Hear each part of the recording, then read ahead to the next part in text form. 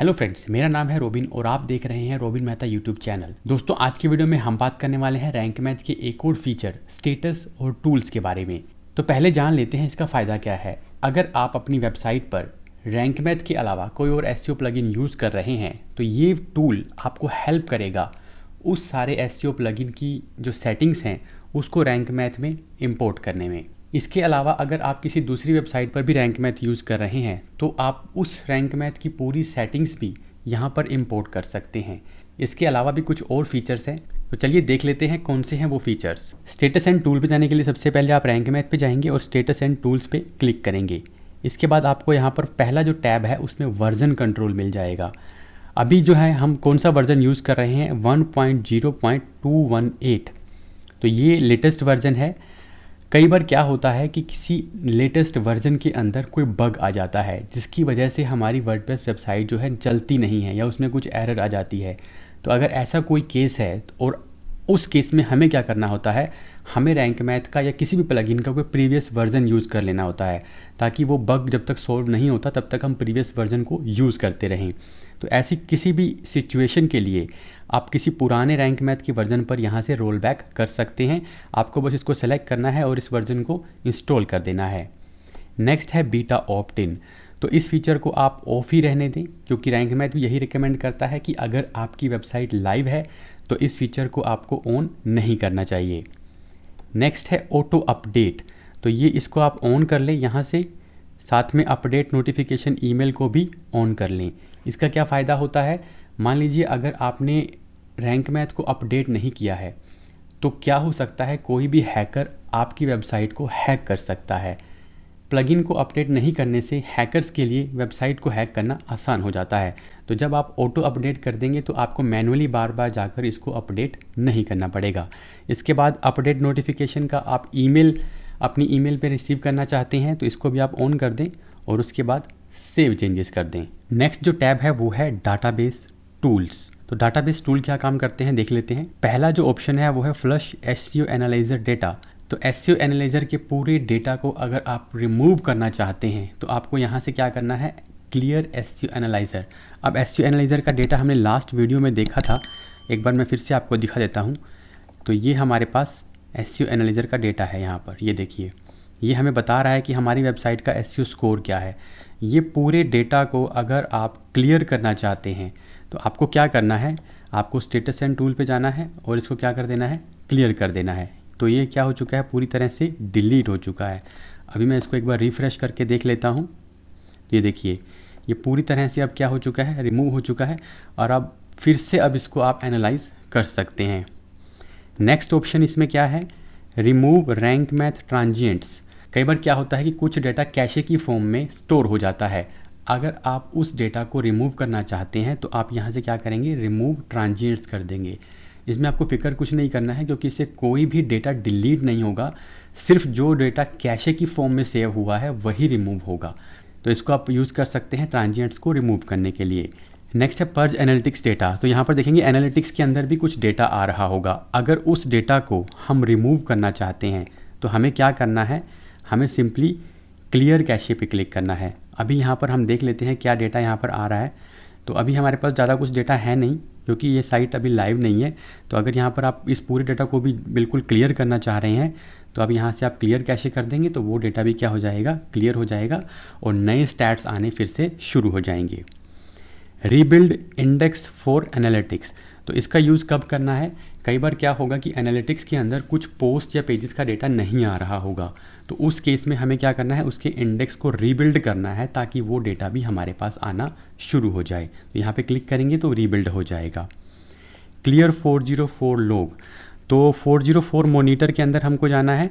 वहाँ पर अगर हमारे पास कोई डेटा आ रहा है, ठीक है, तो हमें क्या कर सकते हैं, देखिए अभी यहाँ पर कोई डेटा है नहीं। अगर कुछ डेटा होता तो हम उस डेटा को पूरी तरह से यहाँ से क्या कर सकते थे, क्लियर 404 लॉग पे क्लिक करके क्लियर कर सकते थे। तो मैं ये एक बार क्लियर कर चुका हूँ। तो ये देखिए यहाँ पर कोई भी डेटा नहीं आ रहा है।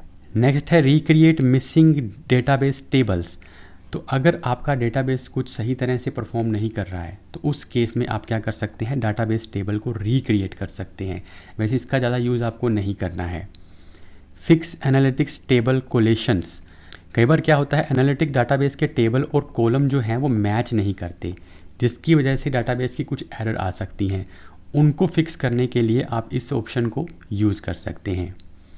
डिलीट इंटरनल लिंक्स डेटा, तो ये इम्पोर्टेंट है। इंटरनल लिंक का डेटा होता क्या है मैं आपको दिखा देता हूँ एक बार। उसके लिए आपको क्या करना है, आप पोस्ट पे जाएंगे और पोस्ट पे जाने के बाद आप यहाँ पर देख रहे हैं ये 3 तरह के लिंक्स हमें दिखाई देंगे। पहला क्या है, इंटरनल लिंक्स, यानी कि इस पोस्ट के अंदर कितने इंटरनल लिंक मैंने यूज़ किए हुए हैं और कितनी पोस्ट को मैं यहाँ पे लिंक कर रहा हूँ। दूसरा है एक्सटर्नल लिंक्स, मेरे इस पेज से बाहर आउट ऑफ द वेबसाइट कितने लिंक्स जा रहे हैं, ठीक है। इनकमिंग लिंक्स, मेरी इसी वेबसाइट के अंदर मेरी दूसरी पोस्ट या पेजेस से कितने लिंक मेरी इस पोस्ट पे आ रहे हैं, तो वो पूरा डेटा यहाँ पर आप देख सकते हैं। लेकिन कई बार क्या होता है कि आप उसका इंटरनल लिंक क्रिएट भी कर देंगे तो वो यहाँ पे अपडेट नहीं होता। तो ऐसी सिचुएशन अगर आपके पास आती है तो आपको क्या करना है, यहाँ पे डिलीट इंटरनल लिंक डेटा वाले बटन पे क्लिक करना है। इसको डिलीट करने से कोई डेटा डिलीट नहीं होगा, सिंपली क्या होगा, अपडेट हो जाएगा, ठीक है। तो इसको हम एक बार रिफ़्रेश करके देखते हैं, तो ये देखिए अपडेट हो गया है, ठीक है। तो इसमें हमने कोई लिंक लगाया भी नहीं है क्योंकि ज़्यादातर पोस्ट जो है वो ड्राफ्ट में ही है। तो ये क्लियर हो चुका है, अभी मतलब फ्रेश हो चुका है। अभी जो है लेटेस्ट डेटा आपके पास आ रहा है, ठीक है। नेक्स्ट जो है इसके अंदर that is delete redirection rules. तो रीडायरेक्शंस वाला वीडियो देख लीजिएगा, उसमें मैंने बताया है कि रीडायरेक्शन कैसे करना है। तो जो रूल आपने रीडायरेक्शन में सेट किया होगा, मैं आपको दिखा देता हूँ एक बार रीडायरेक्शंस के अंदर किस तरह से हमने जो रूल सेट किए थे। अभी यहाँ पर हमने डिलीट कर चुके हैं, तो ऐड न्यू पे क्लिक करना है और ऐड न्यू पे क्लिक करके वो रूल आप क्रिएट करेंगे। लेकिन आप पूरे उस रूल्स को अगर रिमूव करना चाह रहे हैं तो आपको क्या करना है, डिलीट रीडायरेक्शंस पे क्लिक करना है, जिससे वो पूरा डेटा क्या हो जाएगा, डिलीट हो जाएगा। नेक्स्ट जो टैब है वो है सिस्टम टूल्स। तो सिस्टम टूल्स के अंदर हम चले जाते हैं। ये बेसिकली आपको क्या बताएगा, आपके सिस्टम की इन्फॉर्मेशन देगा, जिस तरह से आप जो रैंक मैथ का वर्जन यूज़ कर रहे हैं वो कौन सा यूज़ कर रहे हैं, ठीक है। तो ये वर्जन है, डाटाबेस वर्जन ये है। इसके अलावा आप अपना वर्डप्रेस का कौन सा वर्जन यूज़ कर रहे हैं, थीम कौन सी यूज़ कर रहे हैं और उसका वर्जन क्या है। तो ये पूरा डेटा जो है आपके पूरे जो इसकी इन्फॉर्मेशन है वो आप इसके सिस्टम इन्फो में जाके चेक कर सकते हैं। एरर लॉग, तो एरर लॉग अगर आप देखना चाहते हैं कि इसमें कब कब क्या क्या एरर आई है तो वो सारा डेटा जो है यहाँ पर एरर लॉग के अंदर आपको मिल जाएगा। अब ये इंपॉर्टेंट है, इंपोर्ट एंड एक्सपोर्ट, इसको ध्यान से देख लीजिए। अगर आपने इस वेबसाइट पर पहले कोई और प्लगइन यूज़ किया है, मान लीजिए मैंने इस पर योस्ट यूज़ किया होता, तो अदर प्लगइन्स के अंदर मेरे को यहाँ पर वो पूरा डेटा यहाँ पे मिल जाता और उस पूरे डेटा को मैं यहाँ पर रैंक मैथ के अंदर भी क्या कर सकता था, इंपोर्ट कर सकता था। बट क्योंकि इस पर हम कोई प्लगइन पहले यूज़ नहीं कर रहे थे तो यहाँ पर क्या आ रहा है, no plugin detected with importable data, ठीक है। उसके अलावा ये 2 सेटिंग्स हैं, इंपोर्ट और एक्सपोर्ट।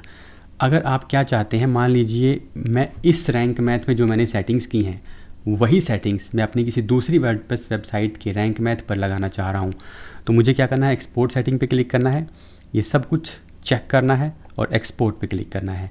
एक्सपोर्ट पे क्लिक करेंगे तो एक फ़ाइल जो है वो आपके पास डाउनलोड हो जाएगी, इसको आप डाउनलोड कर लीजिएगा, सेव कर दीजिएगा और उस वेबसाइट पे जाके इंपोर्ट सेटिंग में जाइएगा और इस फाइल को चूज़ करके इसको क्या कर दीजिएगा, इंपोर्ट कर दीजिएगा, ठीक है। तो इंपोर्ट और एक्सपोर्ट हो गया। नेक्स्ट है सेटिंग्स बैकअप। अब मान लीजिए मैं क्या चाह रहा हूँ, मैंने एक बार इसकी सेटिंग कर दी लेकिन मैं कुछ सेटिंग्स को चेंज करना चाह रहा हूँ, मैं ये देखना चाहता हूँ कि चेंज करने के बाद एसईओ पर क्या डिफरेंस पड़ता है। तो ऐसा अगर कोई केस है तो आप क्या करेंगे, आप इसका एक बैकअप क्रिएट कर लेंगे, फिर उन सेटिंग्स को जो आप करना चाहते हैं कर देंगे। अगर आपको लगता है कि मुझे वो सेटिंग्स नहीं चाहिए और पुरानी सेटिंग्स को रीस्टोर करना है तो यहाँ से जो आपने बैकअप लिया है उसको आप क्या कर सकते हैं, रीस्टोर कर सकते हैं। तो ये काफ़ी इंपॉर्टेंट सेटिंग्स हैं इसके अंदर, इंपोर्ट एंड एक्सपोर्ट। तो आई होप आपको स्टेटस एंड टूल्स की सारी सेटिंग्स क्लियर हो गई होंगी। फिर भी अगर आपको कोई डाउट है, किसी चीज़ में आपको कुछ इशू आ रहा है तो आप नीचे कमेंट में पूछ सकते हैं या नीचे मैं आप डिस्क्रिप्शन में अपना टेलीग्राम का लिंक दे दूंगा, उस पर भी आप क्लिक करके उसको ज्वाइन कर सकते हैं और वहाँ पर अपने क्वेश्चंस पूछ सकते हैं। आपसे फिर मिलते हैं नेक्स्ट वीडियो में। Bye bye.